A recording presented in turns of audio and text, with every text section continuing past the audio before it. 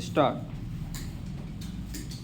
जम्मू कश्मीर के किश्तवाड़ जिले में रविवार को सुरक्षा बलों और आतंकियों के बीच मुठभेड़ में एक जवान शहीद हो गया जबकि 7 अन्य घायल हो गए। सवाल है कि आखिर कश्मीर घाटी और देश के अन्य हिस्सों में आतंकवाद पर अंकुश क्यों नहीं लग पा रहा है। आतंकियों पर लगाम कसने के सरकार के दावों के बीच इस तरह के नापाक मंसूबे कैसे फलीभूत हो पा रहे हैं, इस पर नए सिरे से मंथन की जरूरत है। यह बात छिपी नहीं है कि भारत में आतंकवाद की जड़ें सीमा पार पाकिस्तान की जमीन में है। किश्तवाड़ जिले के सोननार क्षेत्र में जिन आतंकवादियों के साथ सुरक्षा बलों के जवानों की मुठभेड़ हुई, उनके विदेशी मूल के होने और पाकिस्तान आधारित आतंकी संगठन जैश-ए-मोहम्मद से जुड़े होने की बात कही जा रही है। सुरक्षा बलों ने इन आतंकियों की धरपकड़ के लिए क्षेत्र में तलाशी अभियान चलाया था। घाटी में इस तरह के अभियान के दौरान सुरक्षा बलों और आतंकियों के बीच मुठभेड़ की खबरें अक्सर आती रहती हैं। इससे एक बात तो स्पष्ट है कि कश्मीर में सुरक्षा बलों का सूचना तंत्र मजबूत है, लेकिन इस तरह की वारदात में किसी जवान का शहीद हो जाना दुखद और चिंताजनक है। ऐसे में सीमा पार से आतंकी घुसपैठ पर पूरी तरह रोक लगाना सबसे महत्वपूर्ण पहलू है।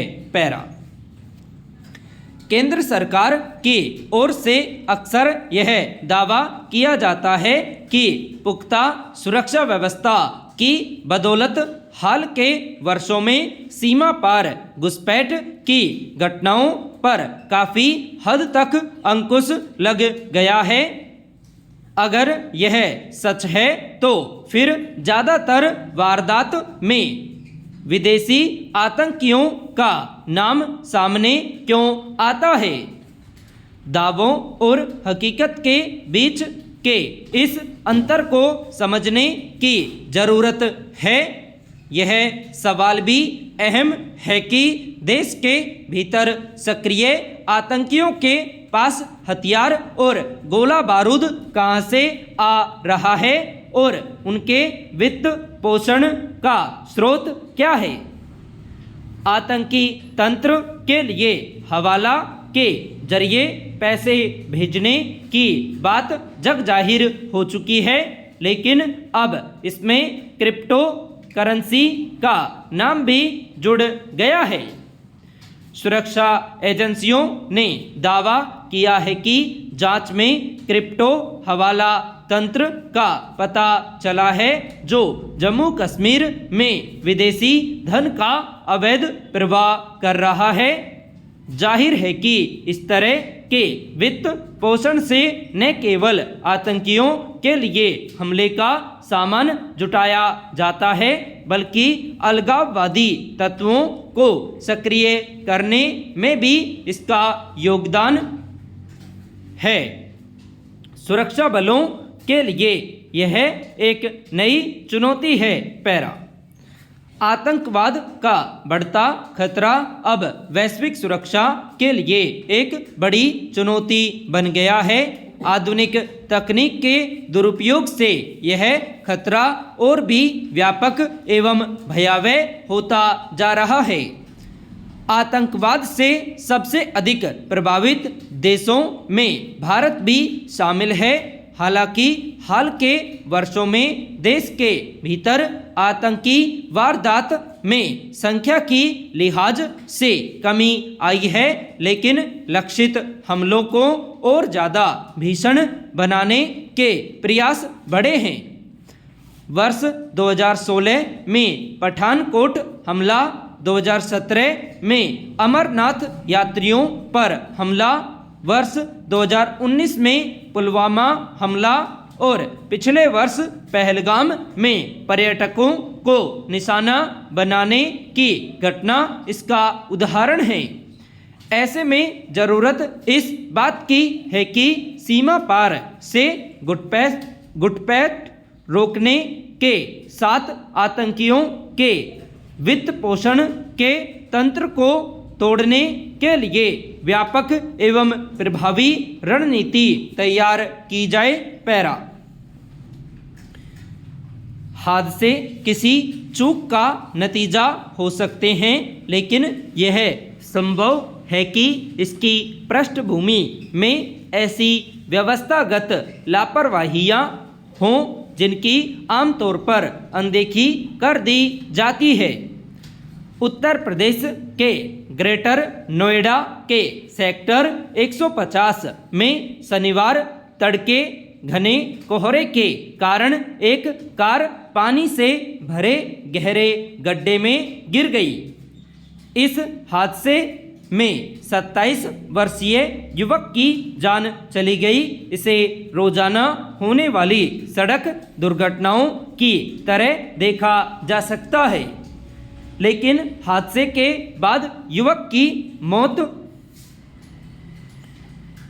से पहले जैसी स्थिति सामने आई, उससे साफ है कि आपदा स्थिति में तत्काल प्रतिक्रिया देने के लिए गठित तंत्र किस दुर्दशा और लापरवाही का शिकार है। इससे ज़्यादा अफसोसनाक और क्या हो सकता है कि पानी से भरे गड्ढे में अपनी कार के साथ फंसा एक युवक करीब 1.5 घंटे तक मोबाइल की रोशनी के साथ जान बचा लेने की गुहार लगाता रहा और मौके पर मौजूद राज्य आपदा प्रतिक्रिया बल तथा दमकल विभाग का दल वहीं खड़ा अपनी लाचारगी का रोना रोता रहे। खबरों के मुताबिक बचाव दल के पास तैराक और पर्याप्त विकल्प संसाधन नहीं थे। पैरा। जाहिर है युवक की मौत की मुख्य वजह हादसे के बजाय संबंधित महकमों की घोर लापरवाही, बचाव दल की अक्षमता और अपर्याप्त संसाधन थी। यह कल्पना भी तकलीफदेह है कि किसी आपदा या आपात स्थिति में त्वरित प्रतिक्रिया के साथ ज़्यादा से ज़्यादा इंसानी जान को बचाने के लिए गठित दलों की मौजूदगी के बावजूद एक युवक की जान नहीं बचाई जा सकी। घटना के बाद ऐसे आरोप भी सामने आए कि कुछ दिन पहले वहां एक ट्रक भी हादसे का शिकार हुआ था। वहां इसी तरह की दुर्घटना की आशंका लगातार बनी हुई थी और स्थानीय लोगों ने सुरक्षा के पर्याप्त इंतजाम करने की मांग भी की थी, मगर किसी भी जिम्मेदार अधिकारी और विभाग को इसकी ज़रूरत महसूस नहीं हुई कि वहां मजबूत घेरा और जोखिम के मद्देनज़र संकेतक लगवा दिए जाए। अब सरकार ने नोएडा प्राधिकरण के सीईओ को हटाने और घटना की जांच के लिए एक विशेष टीम गठित करने का आदेश दिया है। किसी मामले के तूल पकड़ने के बाद सरकारी तंत्र की नींद जरूर खुलती है, लेकिन तब तक किसी निर्दोष की जान जा चुकी होती है।